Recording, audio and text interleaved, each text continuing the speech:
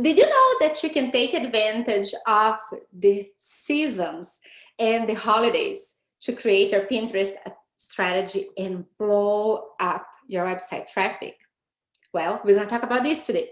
My name is Teresa Toledo. I am a Pinterest expert strategist. And today I'm talking about one of my favorite topics, and favorite because it always works. When we use this, it always works. Pinterest strategy and the seasons. What are the connection? What is the connection and how can we take advantage of it? So it's important to keep in mind that Pinterest is a visual search engine, and it operates like a well-oiled machine that's continuously moving and changing. Magic happens, but for that to happen, it's essential to have a seasonal content strategy.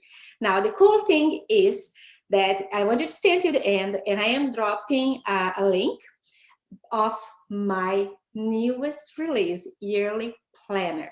And this Yearly Planner tells you exactly what to do in each month. Actually, not in each month, what to do ahead for each month when you're creating your pinning strategy, and what you should be talking about, and what should you be doing with your pins, and what pins you should be refreshing, or if you're creating content, what type of content you should be creating in certain times of the year to maximize your organic growth. So Pinterest is a platform that has a lot of built-in seasonality and follows certain behaviors, causing an ebb and flow through the seasons. For instance, when the weather gets nice, people spend more time outside and less time on Pinterest. Actually, we see when the summer months hit, we see a lot of people saving and not clicking, meaning they are using the platform, they are saving things for later, but they're not taking action.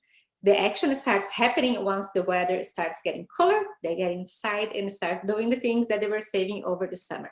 This is something that we always see. Also, we tend to see that is a natural drop in the platform once we get close to spring for US and Canada. And what means is that we are just so tired of the winter, of being inside, that we want to be outside. And maybe we don't want to be outside, scrolling. So this is a very natural thing. So don't panic if you see your numbers drop once spring hits.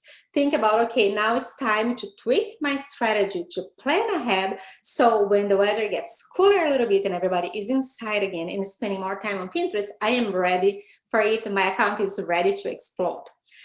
So it's very important to think that Pinterest are planners. They are thinking ahead. They are not taking action as the season is happening.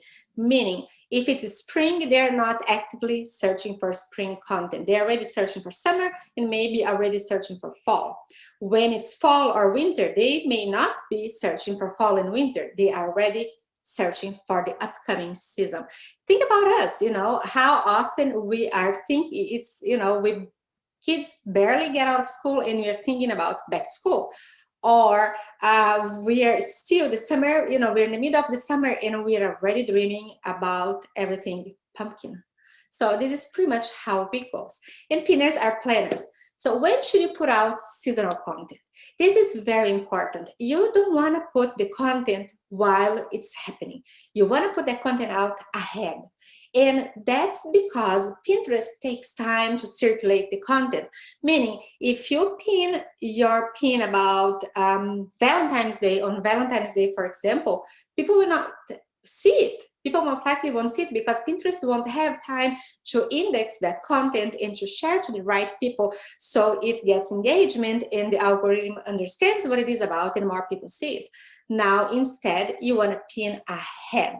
You always want to be ahead of the game at least 4 to 6 weeks, if not more. So, and also not only because of the time that Pinterest takes to understand your content, but because people are planning things in advance. People during summer, they're already thinking about Halloween. So they're not going to be pinning Halloween during Halloween. They're going to be pinning Halloween before. How often we go to big chain stores and we just have that moment in which we say, oh my God, it's still whatever, Christmas is not even here and they are putting out Valentine's Day content. I want to enjoy. So this is perfectly normal. Pinners are looking 3 to 6 months in advance for seasonal content. Now, by understanding how your audience works, how your audience searches, and planning ahead, you'll be able to create seasonal content on time. Because, with a little bit of planning, you can create the content ahead of time and have it ready when it hits, and boom, things are going to happen. You can follow the trends that you see with the merchants. Very easy. When they're putting out seasonal things in their shops, it's time to put your seasonal content on Pinterest. Plan to get your seasonal content out at least 6 weeks before the actual holiday. See that I said at least. 3 months in advance would be even better, because that gives Pinterest time to index and categorize your content, enabling you to serve a larger audience. Your pins will have more time to attract engagement when you pin early. With a strong history of engagement, your content is more likely to appear in the search results during the peak seasons, meaning more people will see your content if your content appears higher on search. For bigger holidays, such as Christmas, some pinners plan all year long.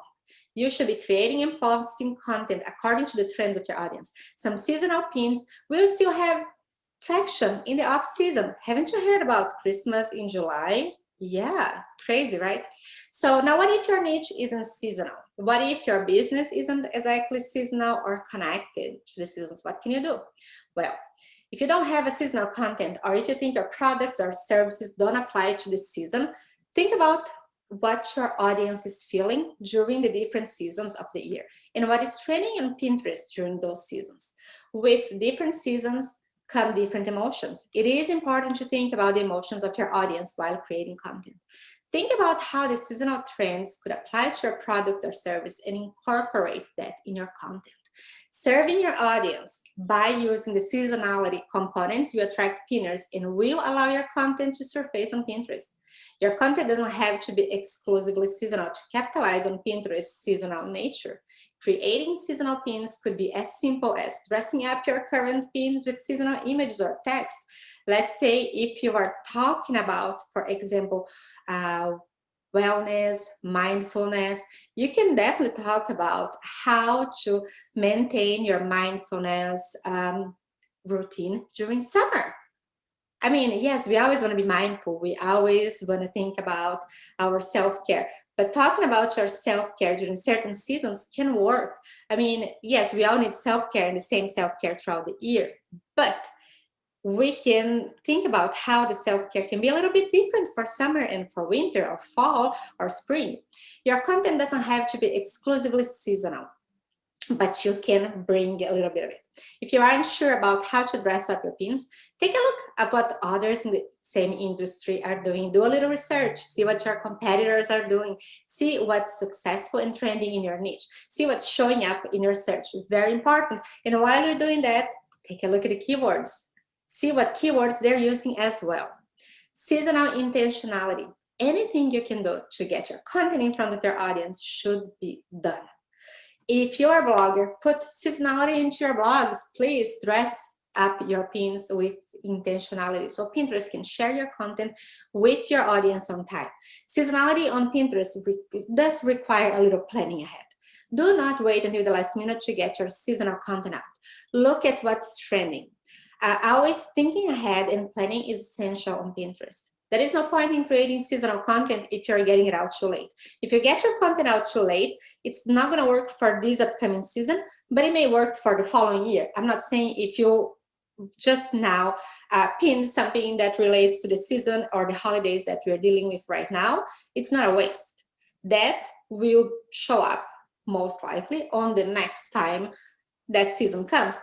But if you can plan ahead and put your content out ahead of the game, it's going to work better. Understand your audience and be intentional with all of your content.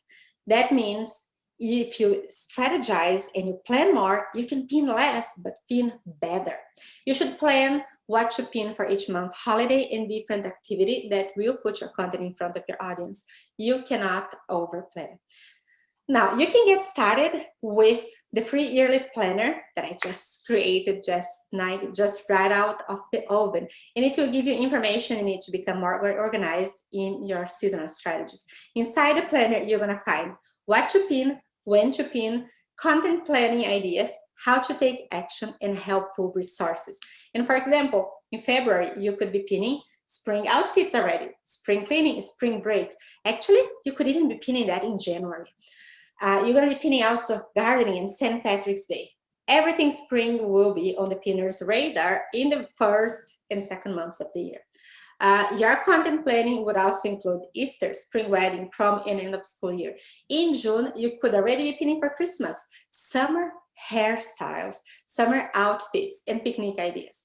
Take actions in these trends and look for pins to refresh, and remember to add new links. Remember, Pinterest users, pinners are planners. You must be a planner on Pinterest to be successful. So make sure to grab this free resource that I just launched. Check my link below. And if this was useful for you, comment. I would love to hear what was your favorite part, your favorite takeaway, or your hardest question. Please drop in the comments and I will get back to you. Now give me a like and give me a follow so you can learn more. Thank you so much and have a fantastic day.